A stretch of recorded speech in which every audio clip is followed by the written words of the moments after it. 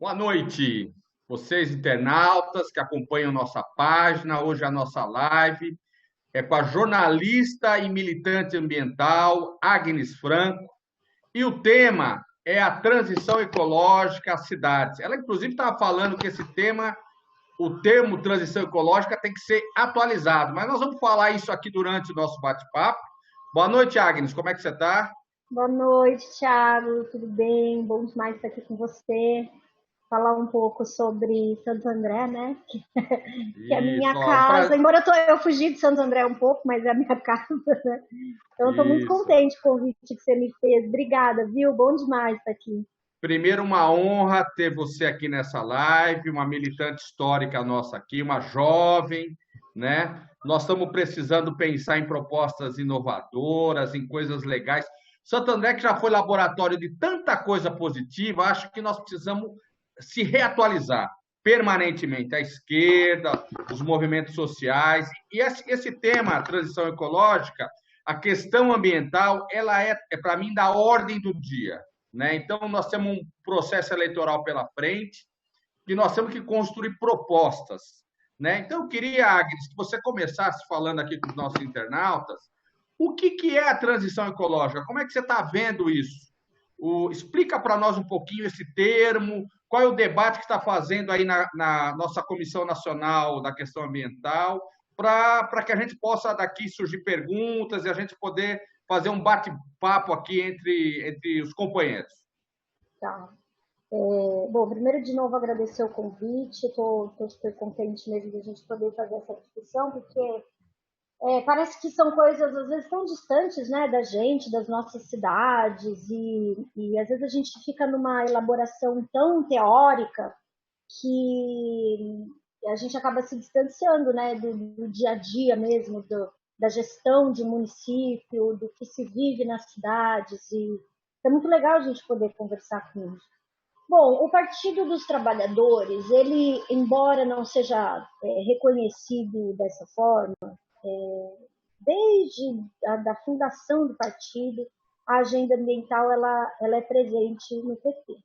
É bem verdade que ela começa a assumir, ela teve um protagonismo ali no início dos anos 80, com o próprio Chico Mendes, e depois isso muda e começa a haver no governo Lula, começa a haver um trabalho muito importante das políticas de meio ambiente no Brasil, que, na verdade, e aí a gente tem que ter isso também muito claro, o Brasil é um país que veio ao longo dos anos, dos últimos 40 anos, amadurecendo a sua política ambiental. O que está acontecendo hoje, né, esse cenário catastrófico promovido pelo desgoverno Bolsonaro, é um ponto fora da curva. O natural da política ambiental brasileira é ela ir amadurecendo a cada governo, e em especial no nosso, teve um fortalecimento gigantesco dos mecanismos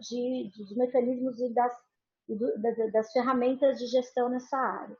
Quando a gente começa a fazer a discussão do plano de governo Haddad, e aí, só para também situar o pessoal, eu trabalho na Secretaria de Meio Ambiente do PT Nacional, onde eu sou membro, então tenho acompanhado bastante isso. Quando a gente começou, Tiago, a discutir o plano de governo Lula-Haddad, que na ocasião ainda era plano de governo Lula, a questão da transição ecológica ela aparece com muita força por uma conjuntura internacional, a conjuntura global.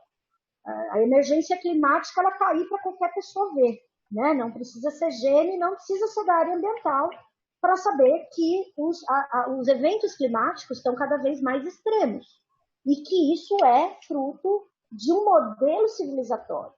É um modelo de desenvolvimento que a gente adotou, em especial, que começa a se agravar a partir da Revolução Industrial. Olha só quanto tempo lá atrás, faz muito tempo, né, que a gente começa com a indústria, combustível fóssil, trem, carro, e toda essa geração de poluição. Isso começa a provocar, enfim, mudanças importantes no clima da Terra. E mudanças importantes no sistema ecológico. Só que antes, quem falava disso era ambientalista.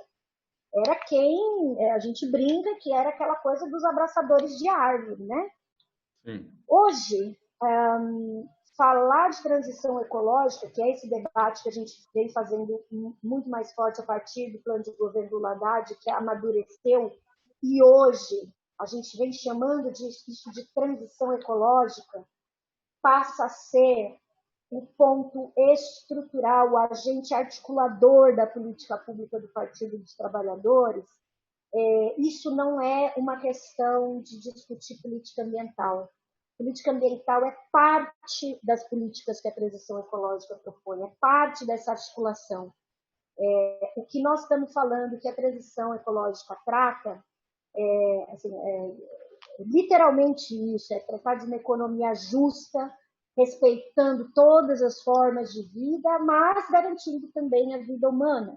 Não adianta a gente falar, como por exemplo da nossa Constituição Federal, a gente tem lá um artigo que fala que todo ser humano tem direito ao meio ambiente, tá? Primeiro que isso desconsidera que a gente precisa de outras espécies para sobreviver, é uma questão de saúde pública. A gente está enfrentando esse horror que é a Covid por conta de um desequilíbrio ecológico. A gente tem problemas graves com enchentes, né? Custa muito caro ao Estado esse modelo de desenvolvimento que a sociedade planetária vem propondo, e existe uma discussão muito avançada, inclusive multilateral, né, com outros países, de que a gente precisa avançar nesse sentido e rediscutir o modelo civilizatório. E aí o PT vem, então, com assumindo para si o papel de fazer essa discussão. O que nós temos que falar que sociedade a gente quer. Quando a gente tem dito muito por conta da própria Covid, que agora a gente tem feito uma discussão sobre o papel do Estado, né? Eu estava agora há pouco ouvindo o Langoni falar, né, que Estado a gente quer. É sobre isso que a transição ecológica vem discutir. Para que esse Estado? É um Estado que vem para promover uma indústria, por exemplo, de energia eólica, que é uma energia limpa, mas que terceiriza, quarteiriza todos os profissionais que trabalham nessa indústria? É esse o tipo de sociedade ou de tecnologia que a gente quer? Ou a gente quer falar sobre tecnologias limpas, mas com trabalhadores que tenham direitos garantidos e toda uma cadeia socioambientalmente equilibrada? Então, a transição ecológica, ela vem como um catalisador de um modo de produção de baixa emissão de carbono, sim, claro, mas ela tem que agir como integrador das políticas públicas. Ela tem que integrar, de fato, não é transversal. Ela tem que ser integrador da política pública. Sim, pode falar. Só para... Eu tenho acompanhado um pouco esses debates, e tem cidades que têm feito algumas formulações de carbono zero, né? Uhum. Ou a cidade tem um esforço, né? Na verdade, o sonho é o carbono zero. É tudo que eu gero aqui de carbono, de poluição, eu tento minimizar, ou eu tento adotar novas práticas de consumo, de energia, substituição de tecnologias por tecnologias mais limpas, buscando o carbono zero. É o sonho. Cidades, eu diria ainda da Europa, de países muito desenvolvidos, né, que têm poder aquisitivo maior e uma consciência também ambiental maior, né? Eu penso que o Brasil tem que caminhar nessa direção, porque o mundo vai estar de olho nas empresas, eu diria, sujas, de tecnologias atrasadas, que usam carvão, que desmatam. Ninguém vai querer comprar carne do Brasil ou a soja se essa soja for a custo de desmatar a Amazônia, o boi criado derrubando Mata Atlântica, ou a floresta amazônica, o consumo excessivo de água. Então, ou o Brasil começa a se preocupar na sua agenda com a questão ambiental, ou nós vamos ter muitos problemas de emprego, de gerar negócios, exportação, vamos ter boicote a produtos brasileiros em função, eu diria, de um desastre ecológico. O governo Bolsonaro, inclusive, está promovendo, né? A imagem do Brasil mundo afora nunca teve tão ruim como agora. agressão aos povos indígenas, ao desmatamento, às queimadas, o próprio tratamento do jeito que o governo aborda a Covid, tudo isso tem gerado um ambiente que é ruim para os negócios. Né? Não estou nem falando de um mundo ideal, estou falando dos negócios tradicionais, do ponto de vista capitalista. Né? Ou seja, o governo Bolsonaro, no médio prazo, vai jogar, inclusive, contra esses setores. Eu queria saber a sua opinião um pouco disso, que é o que você está falando. Tiago, foi muito legal você tocar nesse ponto, até porque às vezes a gente ouve falar sobre isso e fica muito distante da nossa realidade dentro da cidade. Você tem toda a razão, a gente vem numa discussão cada vez maior a respeito da descarbonização da economia, que é isso, né, que é você ter um modo de produção que gere menos carbono. O Brasil protagonizou um dos seus maiores vexames internacionais em termos de política pública recentemente, no final do ano passado, na Conferência do Clima, porque a gente precisava ter avançado nos acordos de Paris, né, que é o que, assim, acho que é importante contextualizar, a gente tem um aumento de temperatura de 1,1 grau a partir da época da Revolução Industrial. Então, a temperatura média da Terra aumentou 1,1 grau desde aquela época. Os cientistas, até 2015, 2016, inclusive saiu também, diziam, olha, gente, nós não podemos aumentar nem 2 graus a temperatura da Terra. É o máximo. Se aumentar mais do que 2 graus, nós vamos ter problema sério. O ano passado saiu um novo estudo dizendo, gente, a gente estava errado, e o IPCC fala, olha, não são 2 graus, é 1,5 graus. Se aumentar, então assim, a gente pode aumentar ainda, entre aspas, 0,4 graus. Bom, isso significa a gente, para que a meta de 2 graus fosse alcançada, a gente precisaria reduzir em 50% a emissão de carbono daqui até 2030, certo? 10 anos. O que já era uma missão assim revolucionária. Só que essa média de 2 graus caiu para 1,5 graus. E a gente ainda como não teve a Conferência do Clima por conta da Covid, que era para ter acontecido em Estocolmo agora em dezembro, nós não tivemos a renegociação desse acordo, certo? Quando a gente, na Espanha no ano passado, a gente, aliás, o acordo ia acontecer agora esse ano, já foi cancelado, enfim. Mas no ano passado, o Brasil fez um vexame, porque era para ter sido tido avanços importantes, em especial no que diz respeito à contagem dupla do carbono, que é assim, ó. Então, o Brasil tem lá um monte de árvore que capta o carbono. Aí a Noruega não consegue captar todo o carbono, então ela compra o crédito do Brasil, porque o Brasil captou muito carbono, então vai comprar. Só que aí o Brasil conta como gerador, como quem capturou o carbono, então gera crédito, e a Noruega comprou. E aí gera crédito também. Então o cálculo está errado. O ano passado, a gente devia ter acertado isso, mas o Brasil fez um quiprocó junto lá com a Arábia Saudita, com os Estados Unidos, e não deixou isso avançar. Como é que isso se dá na nossa vida real, em Santo André? A gente estava conversando isso um pouco antes de entrar aqui. Nós temos uma frota de ônibus que não tem, que é de diesel. Sim. Certo? Ao mesmo combustível tempo... sujo. Combustível sujo. A gente não investe no transporte público de qualidade. A gente não faz isso. Ao mesmo tempo, a gente tem que tomar muito cuidado quando a gente faz essa discussão da descarbonização da economia, porque é o que você disse, o capitalismo já entendeu que se não se adequar, não vai ter capitalismo. Na verdade é isso, porque não vai ter humanidade para manter um sistema capitalista. Então, quando a gente faz essa discussão, a gente precisa lembrar que é importante nós entendermos que a gente precisa criar alternativas reais nas nossas cidades, porque é na cidade que tudo acontece.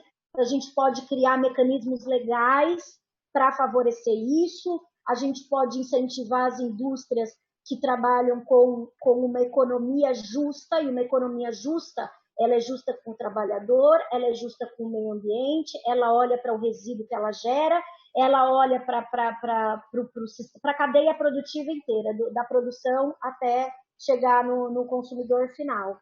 Então, tem vários mecanismos que nós, dentro dos nossos municípios, nós precisamos fazer. A gente estava conversando sobre Santo André, é um município que há quanto tempo não tem ninguém propõe nada de diferente, muito pelo contrário, a gente andou para trás, a gente fez uma alteração no plano diretor na cidade, que é uma vergonha para poder adequar um projeto na nossa cidade, que vai completamente contra tudo aquilo que nós estamos propondo como modelo de desenvolvimento. Santo André Wagner, tem um você está falando do Porto Seco, lá na Mata Atlântica? É isso? Paranapiacaba? Que não é Paranapiacaba, né? Tem um potencial, e agora em especial, Tiago, com esse governo horroroso no federal que nós temos, nossa capacidade de financiamento, de conseguir recursos do governo federal é muito complicado. Então, a gente precisa garantir a governabilidade do município. Onde nós vamos buscar recursos? Ou a gente se adequa aos objetivos do desenvolvimento sustentável, que há uma grande possibilidade de captação de recursos. Então, a gente viu, por exemplo, aquele episódio da gente perdendo milhões do fundo da Amazônia por não nos adequarmos. Ainda vamos perder muitas outras coisas mais nesse sentido. Mas os governos de vários países, eles estão conversando com municípios. O papel do consórcio do nosso município, por exemplo, nesse ponto, ele é muito importante. As câmaras de vereadores podem também fazer ações conjuntas para fortalecer os mecanismos que nós temos e criar novos mecanismos regionais, inclusive de legislação, para poder facilitar. Deixa eu só te chamar a atenção de um ponto para a nossa cidade aqui, que eu acho que é um ponto muito importante. O nosso aterro municipal, ele tem uma vida útil de mais 6 anos. 6 anos. O atual governo não fez nada para licenciar uma nova área, estender. Hoje, para você aterrar 1 tonelada de lixo no aterro municipal de Santo André, a cidade gasta R$ 45. Se eu for aterrar em Mauá, é R$ 150 a tonelada. Olha a diferença. E alternativas aqui, ou é Mauá, ou é Caieiras. Toda a mudança que teve no Semasa de passar a água e esgoto para a Sabesp também começa a se preparar para também fazer aterro. Uhum. Então, olha que coisa absurda. Daqui 6 anos, provavelmente, além da água do esgoto de Santo André, a Sabesp também vai ficar com a conta do lixo de Santo André. Sim. Ou seja, os investidores da Bolsa de Nova York, que têm ações da Sabesp, vão ser donos de todo o trabalho que está sendo feito aqui pelo lixo de Santo André. Ou seja, nós precisamos encontrar alternativas. Nisso, o consórcio, peguei isso que você falou do consórcio. O consórcio, nessa gestão que tem o predomínio do PSDB, só tem servido para uma coisa, para sentar e reajustar a tarifa de ônibus. O consórcio não faz mais nada aqui. Não discute política de resíduos sólidos, não discute combate à enchente, resíduos hídricos, nada. O consórcio, nos últimos anos, foi um mero homologador do aumento da tarifa de ônibus. Não tem nenhuma... Olha, eu, para fazer essa live, eu fui pesquisar um pouquinho o que a Câmara debateu nos últimos anos sobre política ambiental, se tem uma atualização, algum projeto de lei. Sabe qual é a conclusão que eu cheguei? Nenhum projeto de lei foi feito em Santo André, nem por ordem do Executivo, nem do Legislativo, para tratar da questão ambiental. Zero. Ou seja, todo mundo fala que meio ambiente é importante, que isso é o presente, é o futuro, que nós precisamos, só que nós precisamos mexer. Nós temos um monte de gente preocupado com isso, mas, na prática, a prefeitura e o legislativo municipal pouco fizeram. Então, assim, eu não sei, você que tem uma militância mais nacional, não sei se você tem acompanhado outros municípios que têm que ser feito, mas aqui no ABC e em Santo André em particular, zero. zero nessa questão. Muito ruim, um retrocesso. Nós temos uma coleta seletiva aqui, que é uma das pioneiras do Brasil, acho que tem 22 anos de coleta seletiva em Santo André. Poucas cidades do Brasil têm coleta seletiva há tanto tempo, só que nós estamos retrocedendo. Parte da nossa coleta seletiva, sabe o que vai parar na prática? Para o aterro normal. Você separa o seu lixo, chega lá, a cooperativa não consegue, não tem estrutura para adequar isso, vai para o aterro normal. É um absurdo que estão fazendo com a coleta seletiva em Santo André. Tiago, sabe que é muito triste a gente observar que nossa cidade ela foi protagonista das políticas participativas, de políticas para juventudes nos anos 90, e ela realmente protagonizou e puxou uma série de coisas que depois viraram referência para a política que foi implementada durante o governo Lula. E nós tínhamos todo o potencial para ser a mesma referência no que diz respeito às políticas ambientais. Por quê? Porque nós tínhamos o SEMASA, que é uma agência, bem, eu sou muito suspeita para falar do SEMASA, porque eu tinha um orgulho enorme. E o SEMASA foi entregue da forma que foi, a gente sabe que foi uma grande sacanagem que foi feita ali para entregar para a Sabesp. Então, por quê? Porque a política do PSDB é essa, é de privatizar tudo que é público. Né? Então, é o que é interessante para os empresários, é o que é interessante para o negócio dos caras.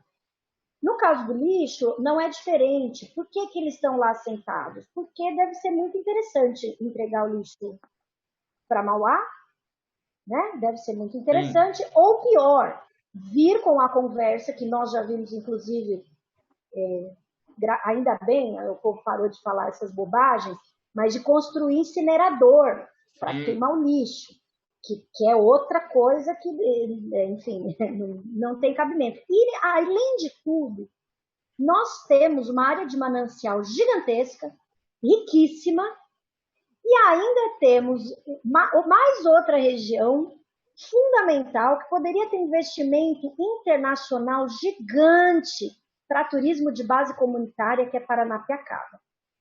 Então, assim, não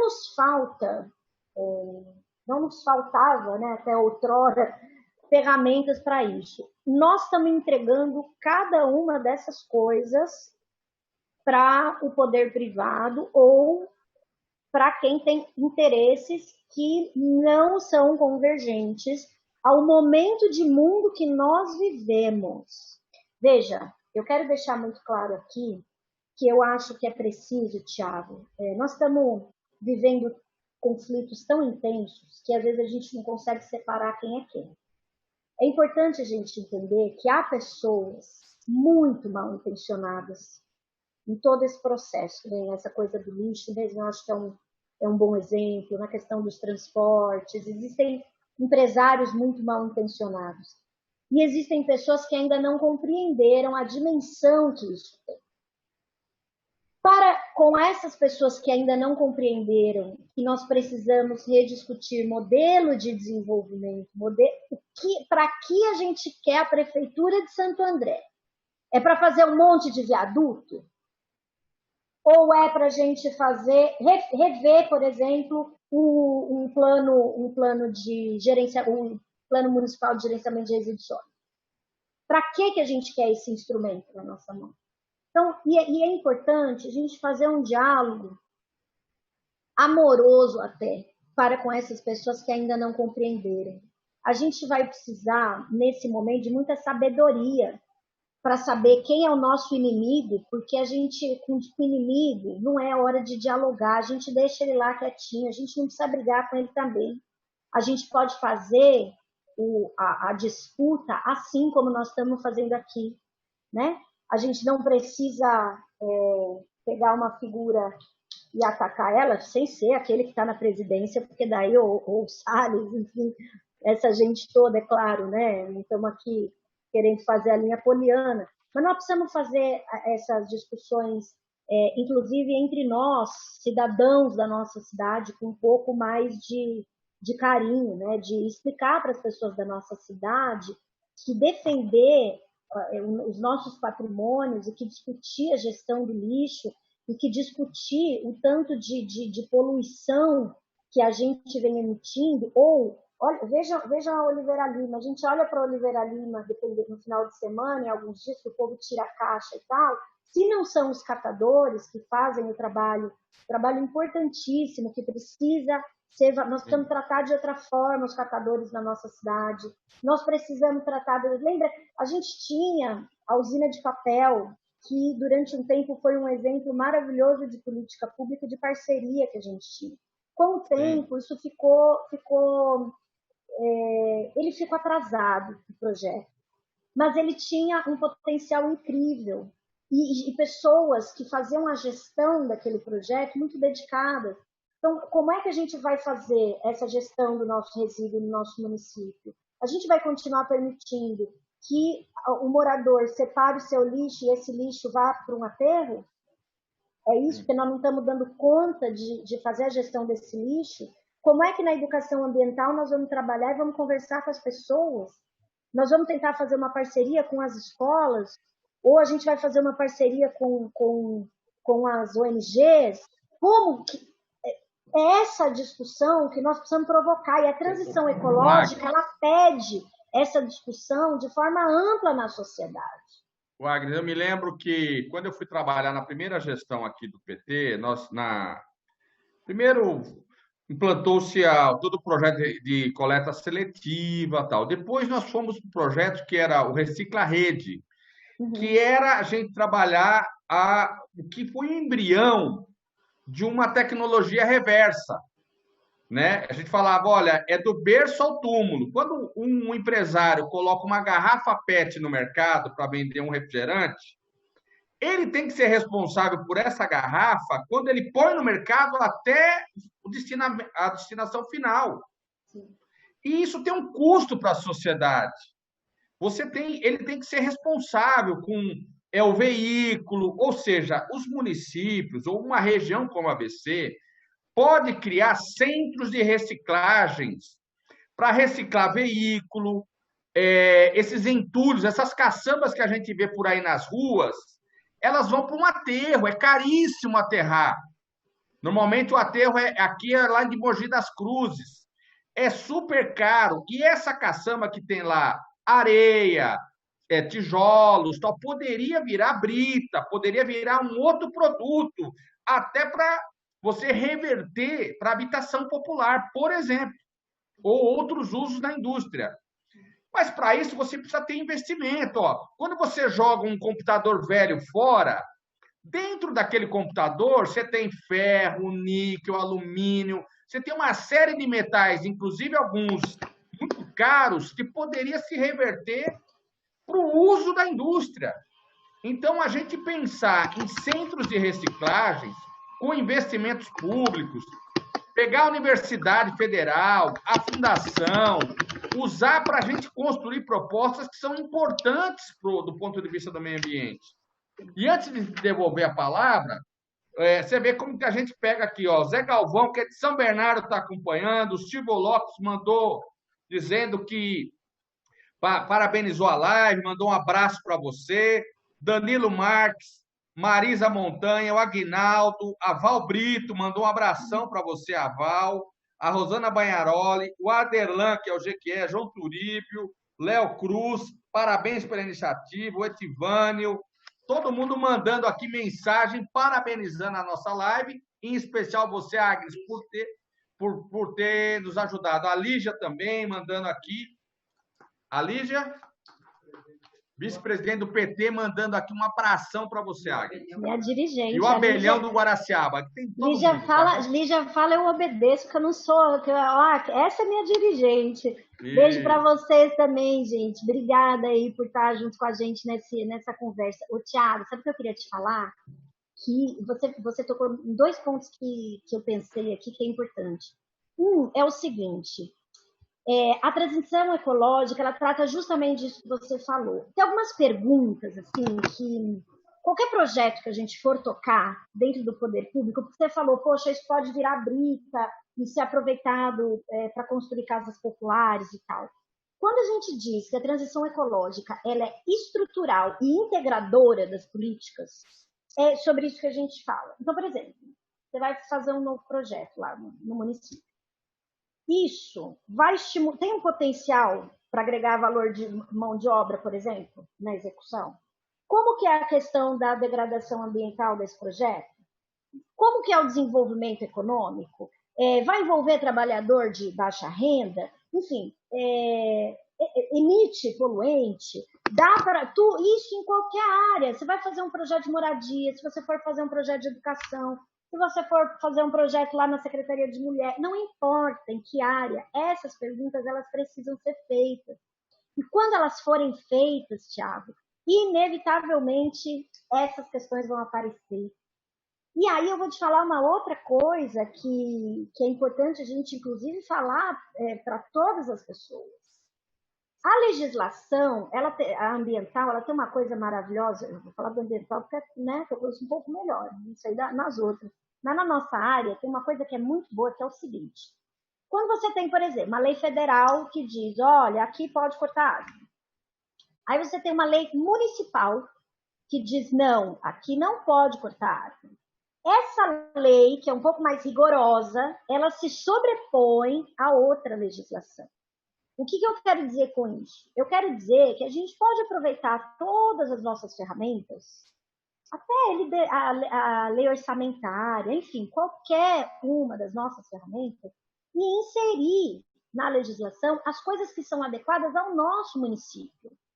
Ainda que uma legislação estadual ou uma legislação federal seja permissiva, nós, enquanto cidadãos da nossa cidade, podemos propor isso para os nossos representantes, e vocês que vão ocupar as cadeiras lá, podem propor novas leis, e leis mais adequadas à realidade de mundo que nós temos hoje.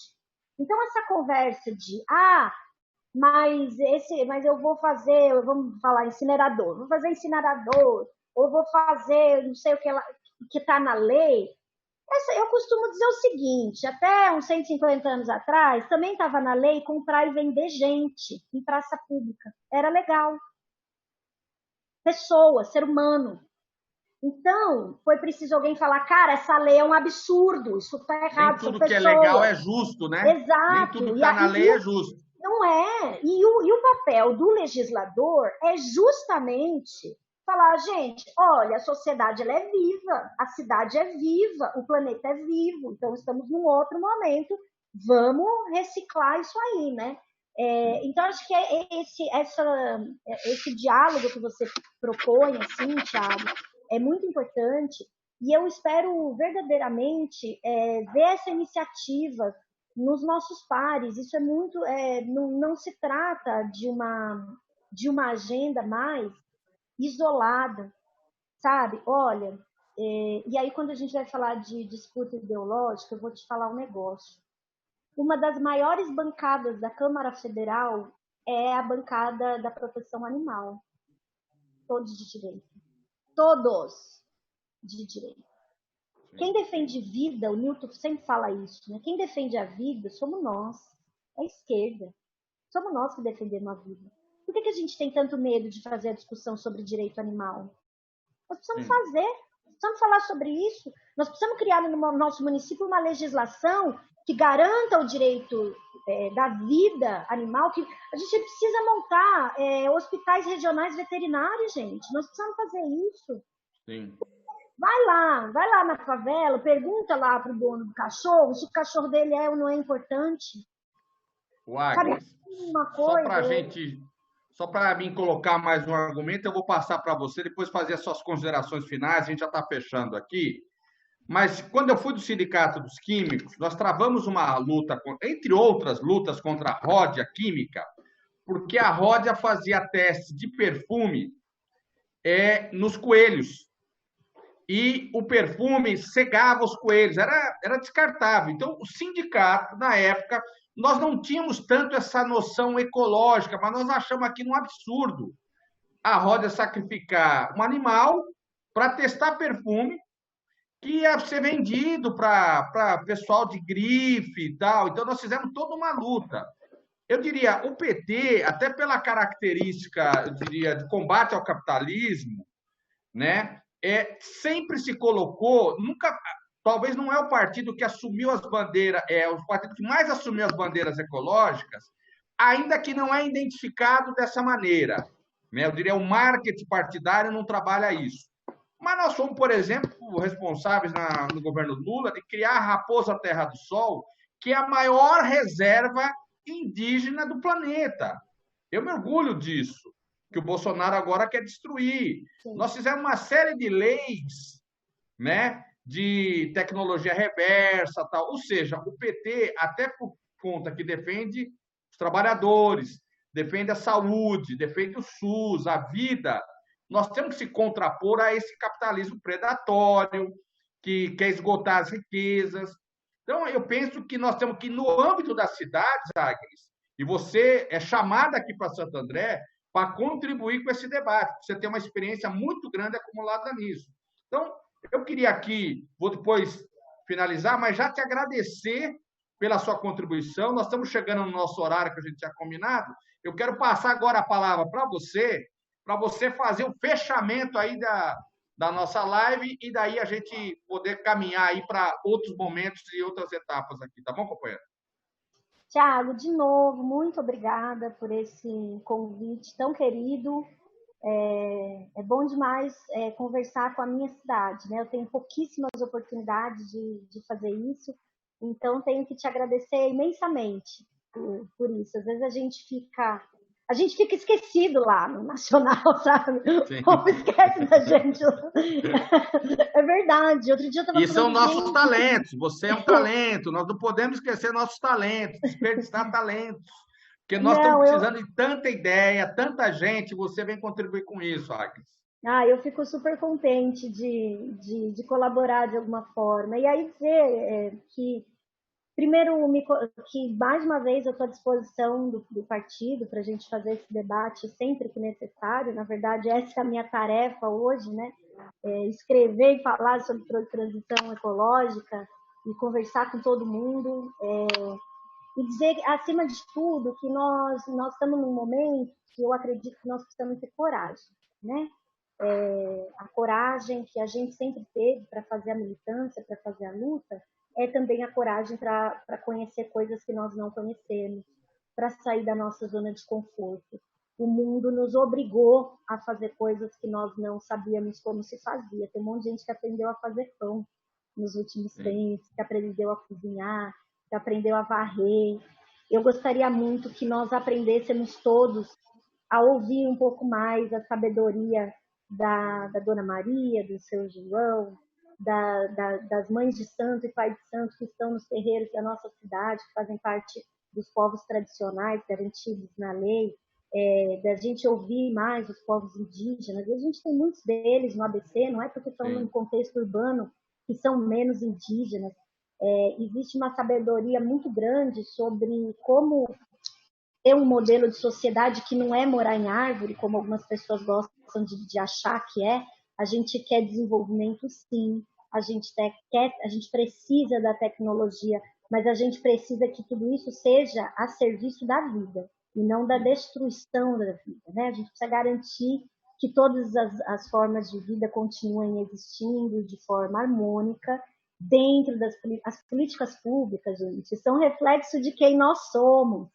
Então, vamos prestar atenção. Quem somos nós? Do que nos alimentamos? O que a gente anda lendo para a gente construir uma política pública que reflita o que a gente é e a sociedade que a gente quer construir. Em especial a nossa cidade, né? Cidade a gente quer para nós, né? Obrigado. Agnes, bom, você vê, voou o tempo. Voou. Esse bate-papo aqui nosso foi gostoso. Né? A gente poderia ficar aqui muito tempo conversando, mas a gente tem um combinado, sempre com um gostinho de quero mais. Nós vamos voltar a falar desse assunto, viu, Agnes? Em outras oportunidades. Quero te agradecer, foi uma honra tê-la aqui conosco. Traz luzes, argumentos novos, vai nos ajudar nessa caminhada, né? Coloca novos desafios para nós. Então, fico feliz, queria te agradecer muito por ter aberto sua agenda para estar aqui conosco. O povo de Santo André, você viu muita gente participando, te dando um abraço. E eu queria terminar hoje aqui agradecendo. Esse é o nosso desafio. Quinta-feira nós vamos ter uma live especial. Normalmente nós fazemos as lives de segunda-feira, mas nós vamos fazer uma essa semana especial, que é sobre a esquerda e as eleições em Santo André, que vão contar com a moderação da Silvia Costa.